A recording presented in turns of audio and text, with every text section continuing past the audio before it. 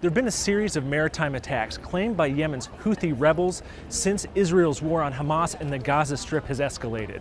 Now, in the most recent attacks, we've seen them be the worst yet.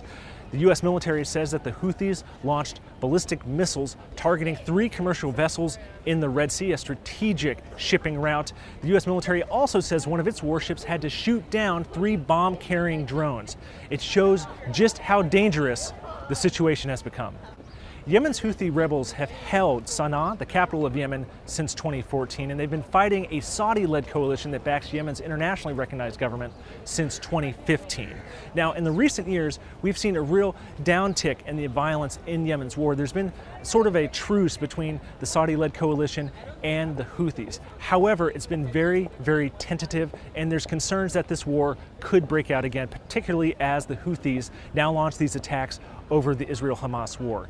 Meanwhile, there's a wider concern, especially with the United States, because they say that the Houthis have received drones, missiles, and other weaponry from Iran. Iran denies this in part because there's a UN arms embargo on the country since the war began. However, fragments of drones, weapons seized by the U.S. military suggest very strongly that Iran has been supplying these weapons and supporting the Houthis as they launch these attacks.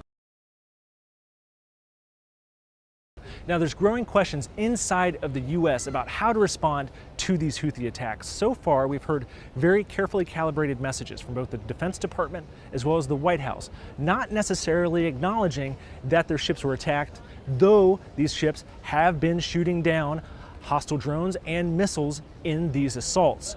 Now, in the last 24 hours, we've heard from the White House, and the White House has said that it's considering forming a naval task force with allied nations to potentially escort commercial ships through the Red Sea, the Bab el-Mandeb, and the Gulf of Aden near Yemen. However, there's been no decision made on that yet, and it doesn't necessarily mean that these attacks would stop if these ships are escorted.